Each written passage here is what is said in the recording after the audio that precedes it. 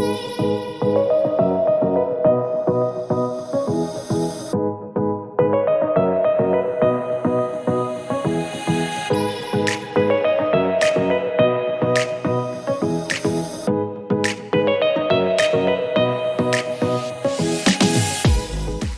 aloha folks, and welcome to the Klipper Golf Course. Today, I have the honor of being here with Mark Irons. Mark, welcome to this channel. Thank you for having me. Yeah. Appreciate it. Thank you. Thanks for coming out. Hey, we brought you out here. We wanted to get you on here because, one, you're an active duty Marine, right? And you serve aboard our base. But not only that, you're an avid golfer. We see you at the golf course all the time.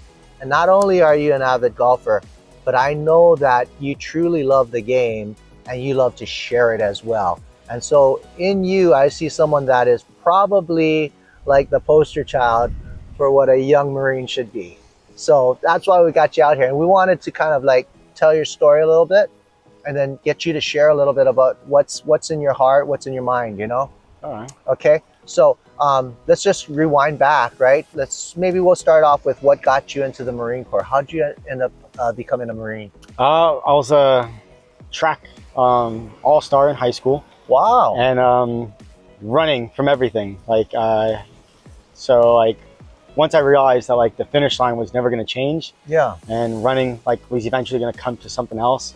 I started shadowing, started going to different colleges and running open. And I realized it wasn't fulfilling anything. It was just doing it. And I didn't see me doing the actual college life. I figured I'd get in trouble, I'd get with the girls, drugs, right, and right. I'd fall apart and fall off of careers and goals. Mm-hmm. So I went back to a recruiter who I was one of my mentors, my teachers. Oh. And we talked, we laid everything on the table, and it was kind of a realization maybe this is something I can give back to my country. I can be an example for my siblings to drive for something, and it's okay to change passions. But running was always still an option. And then it came down to a regional event where I had my college scouts and my recruiter. I passed out on the track. We still don't know what happened to this day. Really? We were 6 laps into a 2-mile race, and I just fainted. I got up and I look around and I just see people passing me going left, right. And I was like, oh shoot, I got to get up. I finished 7th out of 10, so I didn't get last. But even though you fainted? Even though I fainted. It was a split second. I was out, and then I woke up and it was 10 seconds. It wasn't a dramatic, and I just got up. It was we still don't know what happened. I have the video, and it's just it's crazy because I'm running. It looked like I hit a wall and I was just down. And then shook up, got up, and then just started running. Get to the finish line. My parents and my mentor were there, and my scouts had left. And it took one bad race, one mistake for them to just be like, oh, you're not our guy.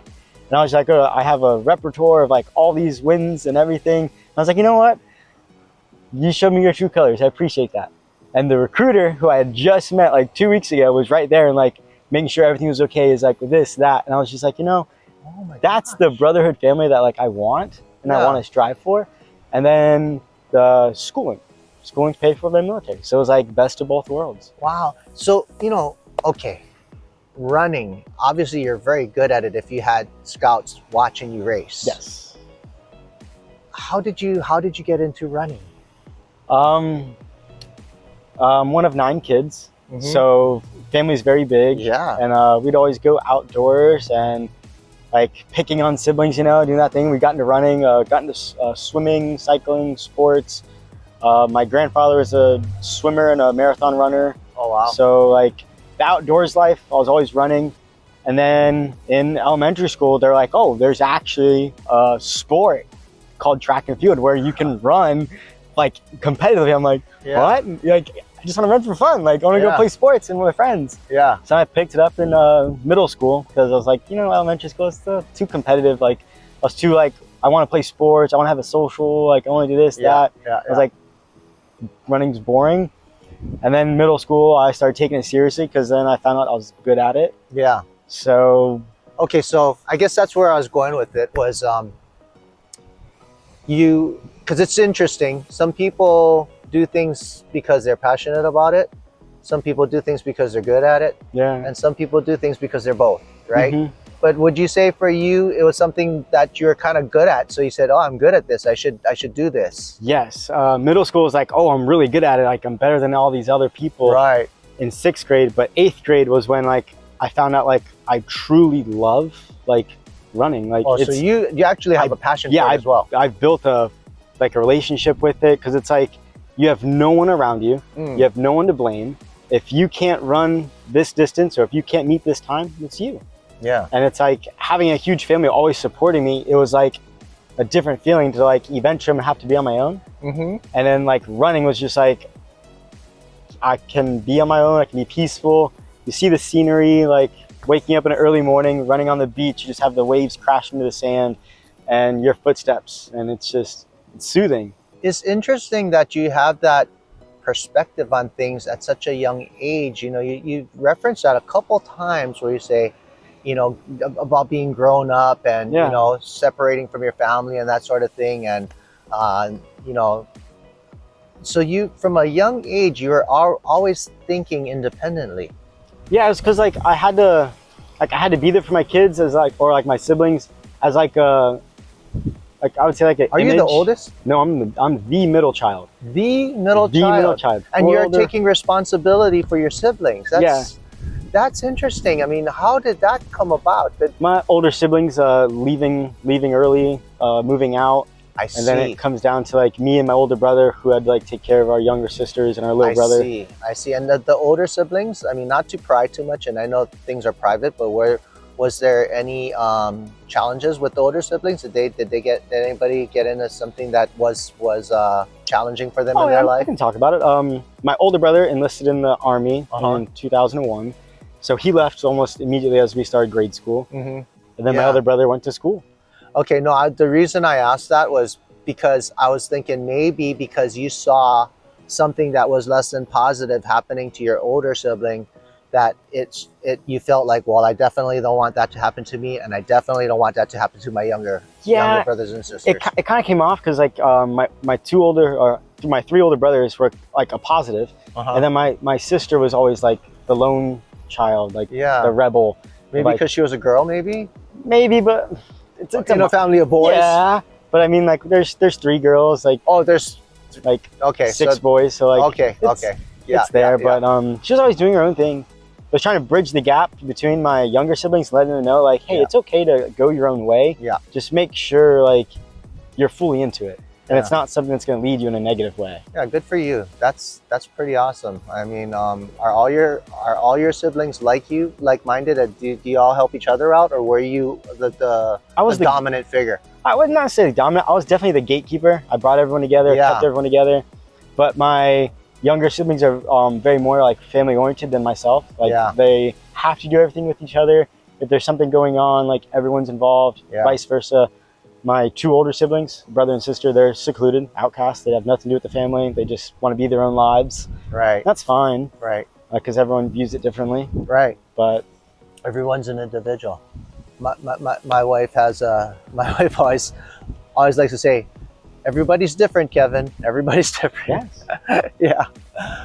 That's neat. No, but it's interesting, and you know, all this stuff I didn't know about you, but it's really interesting how what made you stand out to me, because I've known you for a while now, but what really made you stand out to me more than anything else was the day that you did the golf clinic.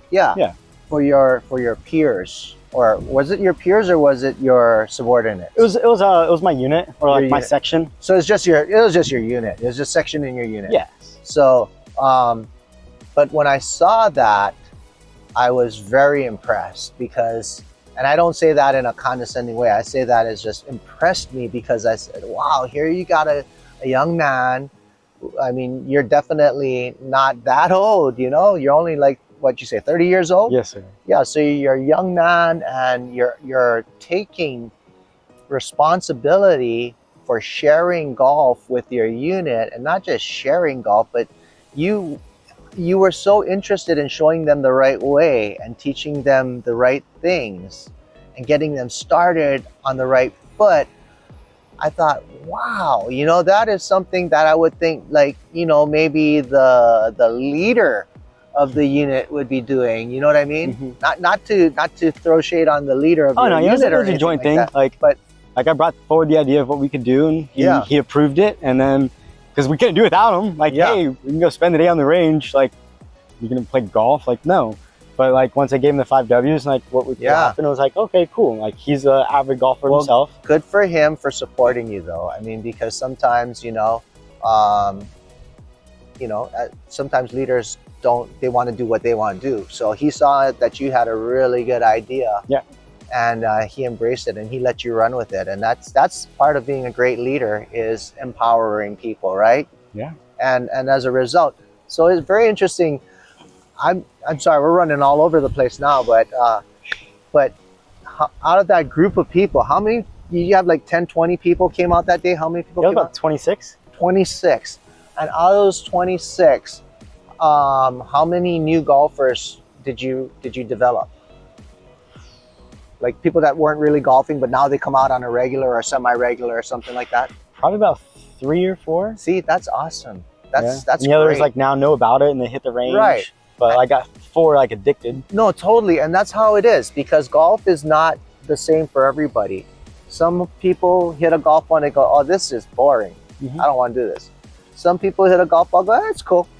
And they'll come back maybe another time if their friends are doing it. But then there's those people that, like you remember that show Tin Cup, the movie? Yep. He says, the tuning fork goes off in your loins. that happens for some people, and they're hooked, right? Oh, they got it. They got I know it happened to you. It happened to me a long time ago. And yeah, so such a wonderful thing, right? So now when you see these people, doesn't it just warm your heart to know that, wow, man, yeah, I introduced these guys to the game and look at them, they love it now. Yeah. And you know what's really interesting is that because you did that for them, you watch one day they're going to do it for someone else too, or maybe another group, and then it's just going to perpetuate itself. Exactly. Because that's kind of like what happened to me, and that's why I'm so impressed with you and why I value those things so much, is because when I first started to golf, I was a kid that, learned to golf by sneaking on the golf course, and we were sneaking on the golf course and we were looking for golf balls. Yeah. Because we would sell them to the golfers. And we were like freshmen in high school. And then one day my friend says, hey, let's go golf. And so, we did that whole thing, and then I got hooked on it, and then we were sneaking on the golf course. I didn't know what I was doing. My dad was a golfer. He's a really good golfer, but he didn't want to teach me how to golf because he wanted me to play men's sports, and back in 1983, golf was not cool like it is today. So, he said, that's for old men and sissies. You can play that later on. Yeah. And so, but anyway, I had some friends, that took me under their wing. One of them was an alumni of my high school who I met on the driving range. He see me go to the driving range every day trying to learn how to golf. And he said, hey, he made friends with me. And then he started to teach me golf and take me golfing with him. And then there was a young assistant pro that was working at the golf course at the time. And he was a single young guy. And he would take me under his wing. He would go, they used to go pick up the flags off the golf course. Because back in the day, Hawaii Kai Golf Course where I grew up, some of the kids that lived in the neighborhoods, they would come and mess with the flags. So they had to take all the flag sticks in at night. So anyway, he would pull up to the driving range and go, come on, get on, let's go. He'd take me out and play 9 holes with him, stuff like that. But I had these people in my life, and there's more than that, just helping me out. And so I've always made it a point, when I see someone in need of help, I try to help them out. But it also makes me recognize when someone like you is doing the same thing. Yeah. And so, I think it's a big deal what you're doing, and I hopefully you'll continue. Oh, for sure. Like golf has been definitely a new part of my life. Like I founded the game in 2021, 2022, in one of the worst ways possible. I was going through a divorce. My mom had cancer. Oh, like I gosh. just lost my best friend. Oh, sorry It was about like all of this trifecta. things. Oh gosh. But my neighbor was a golfer, and he was like, you should try this. And he's like, I'm gonna give you 2 words of advice. Like, it's a mental game, but you can control all your actions and mistakes. And once I started playing, it was just like, it was my peace and my sanctum, and it was my happy place. Like, just like Adam Sandler says, Yeah. you know, go to your happy place. Yeah. And the course was mine. No matter what course it is, everything changes. And it's like, it's been amazing because it forces you to control your emotions. Wow. If you get aggravated about the ball every shot, you're never going to hit it clean. You're never going to hit it pure. Yeah. But once you control your mindset and realize that the ball is going to do whatever you want it to do and how you make it happen, Yeah. and you control, keep your mind clean, you play the course like it's your backyard. Yeah. And I was just lucky and thankful enough that this was my backyard.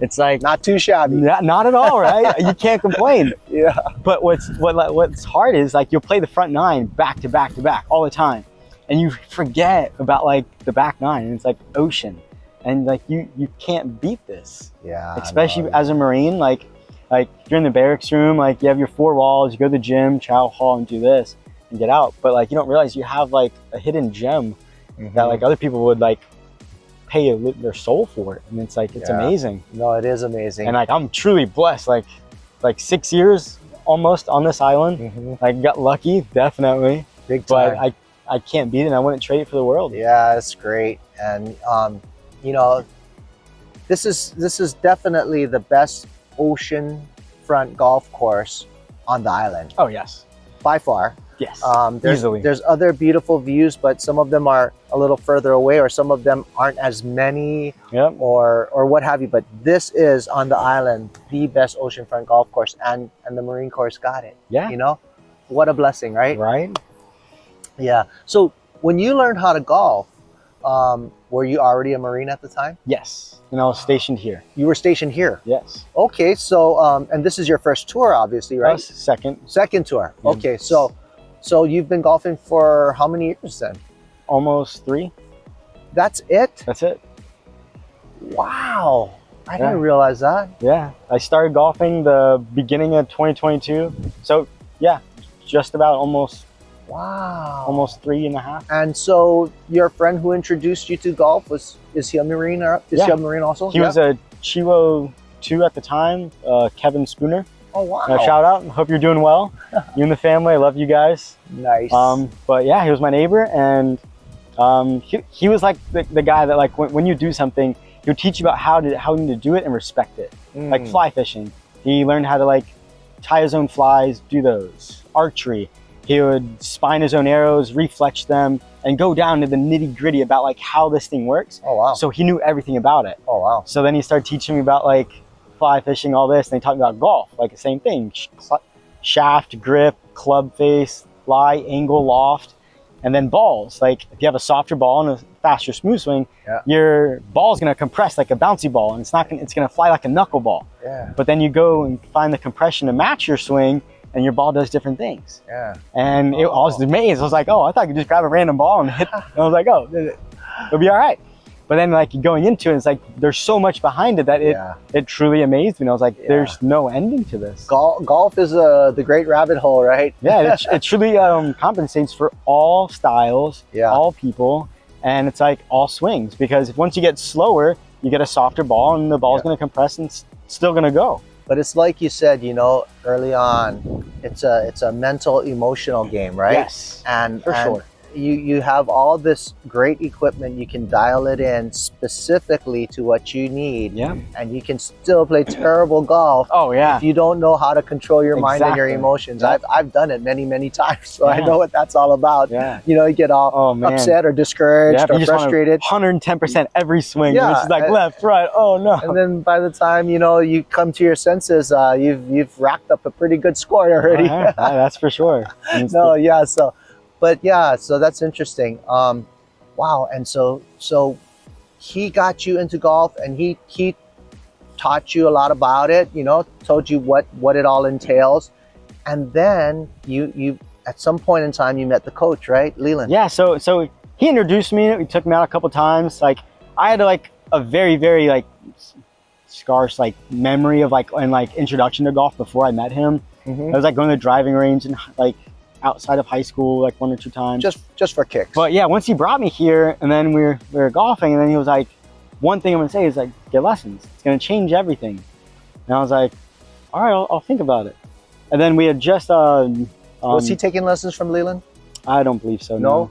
But he knew that you should take lessons. Yeah. Him and his wife were very competitive. And they would go out and play, and it was great. Oh, it was awesome. that is great. Yeah. So then I met Leland on the course. How did you meet him?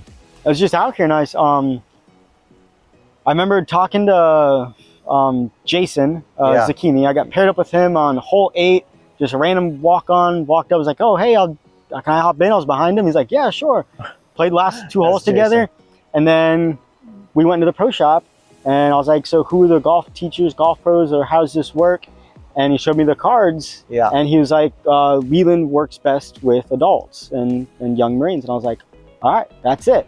So it just so happened Leland was on the putting green and just putting, and I walked over and introduced myself, and I was like, Coach, Mark Irons, new into golf, I want to break 100.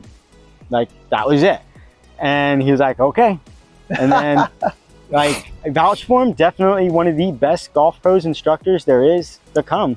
Yeah. I tried getting lessons in Japan, in Florida, and everyone goes by the book or goes a way, whatnot. Yeah. Leland's the only person I can vouch for that tailors every lesson to you personally. Yeah. And I don't know how he does it. He knows who you are no matter what, and he can pick up just like you were teaching with him yesterday. Well, I tell you, it's amazing. Leland's a unique individual in that, one, he's extremely talented. He's got a great knowledge and aptitude for the game of golf. Sure does. He's spent a lifetime in golf, and he's not been stuck in one place, but he's traveled all around. Yeah. And he's met numerous people. He's studied under numerous conditions and pros and methodologies, and he's a wealth of knowledge. He loves the game. Oh, he truly does. Leland is a golfer's golfer, you know? Yeah. And the other thing is, I've known a bunch of great golf pros. I've been working in golf for, 40 years now? Yeah. And like, I've met so many people. I've been so blessed. I've only been on this island, but I've worked at a bunch of different golf facilities. I've worked under a lot of different people. I've studied under a lot of different people. I've just had a lot of different friends. And I have never met anyone as devoted, genuinely devoted to his students as Leland. Yeah. He treats all of his students like they are his responsibility, and they're his VIP client. Yes. It's a red carpet. Oh man, it's everyone. It's amazing. Yeah, there's even this one guy who Kendrick and I know, who's a pain in the you-know-what. Yeah. He comes in a sour mood most times, and doesn't have many pleasant things to say. If he opens his mouth, it's usually a sharp remark. And he sees Leland for lessons, and Leland is able to work with him. Yeah. And in most cases, he leaves the golf course in a good mood. Yeah. And it's because of Leland, right, Kendrick? Yeah. Insane. That is Leland. So yeah, I know this is not a Leland video, but we've got to sing his praises because he's your coach. Yes. And he's impacted your life so much. 100%. But for good reason, because he is great. And that's a good plug for Leland, but at the same time, I'm sure you would recommend him for others who want to have the same experiences you've had, right? Oh, without a doubt. And I'm sure you continue to have that experience, right? Yes, I recommend lessons to everybody I meet because it changed my game, my outlook, and he changed the way I look at golf. It's not just a club and a ball and go hit the ball as far as you can. Yeah. Because that's what I thought it was all before.